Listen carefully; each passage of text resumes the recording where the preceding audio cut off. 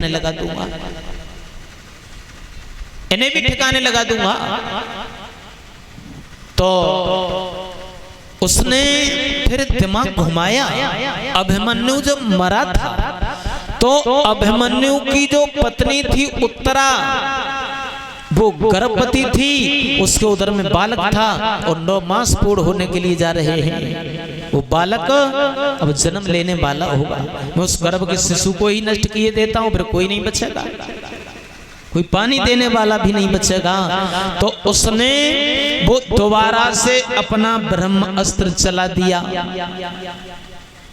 और उत्तरा के गर्भ को वो छीड़ करने लगा, चलाने लगा। उस ब्रह्म बाण की विषम ज्वाला और भीतर ही गर्भ जलाने लगी।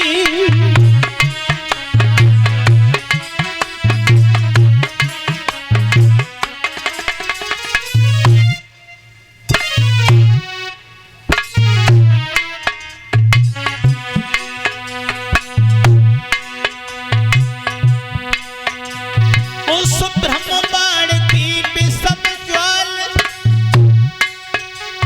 भीतर ही गर्भ जलाने लगी। उत्तरा देवी कांपती भई मोहन से हाहाकार लगी।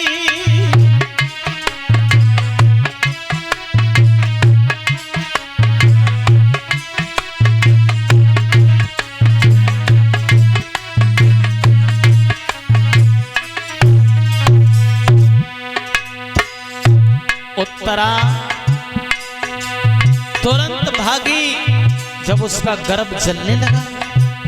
और इधर पांडव लोग भगवान को बड़ी हंसी खुशी के साथ में विदा कर रहे हैं। द्वारका जाने के लिए भगवान कन्हैया तैयार खड़े हैं। एक हाथ से रथ को पकड़ लिया है, एक पैर भी रथ पर रखा हुआ है भगवान का।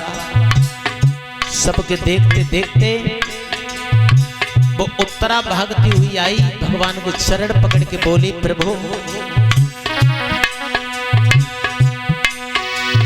मामा जी यह क्या गूढ़ भेद कुछ नहीं समझ में आता है।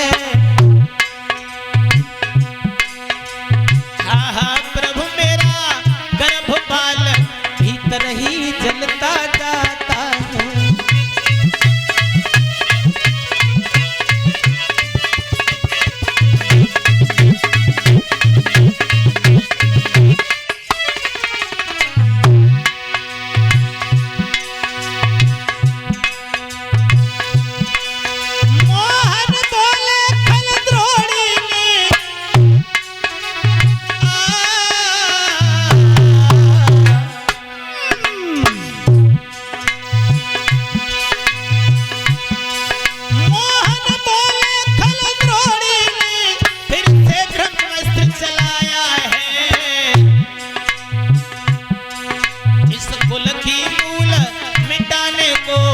अंतिम चक्र चलाया है।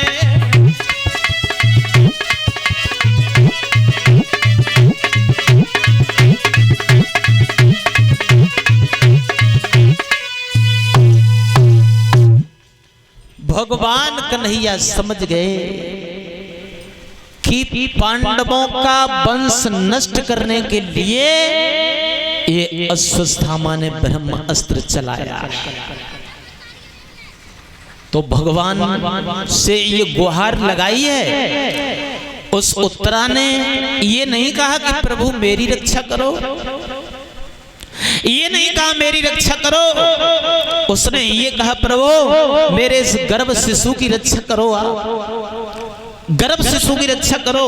वो जानती है माँ तभी सुरक्षित रह सकती है जब माँ के पेट में बच्चा सुरक्षित है, तभी सुरक्षित रह सकती है माँ। तो भगवान ने छोटा सा रूप बनाया और उत्तरा के गर्भ में प्रवेश करके उत्तरा को बचा लिया। और जब उत्तरा के गर्भ की रक्षा की है भगवान ने, समय धीरे धीरे बीतता चला गया और समय बीतने के तत्पश्चात उत्तरा के गर्भ से एक बच्चे का जन्म हुआ है।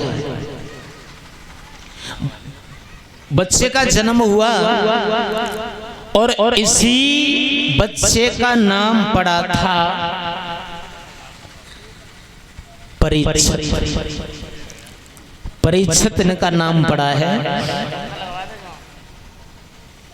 और इनका परीक्षित ही नाम क्यों पड़ा है, इस पर विद्वानों ने कुछ तर्क किया है।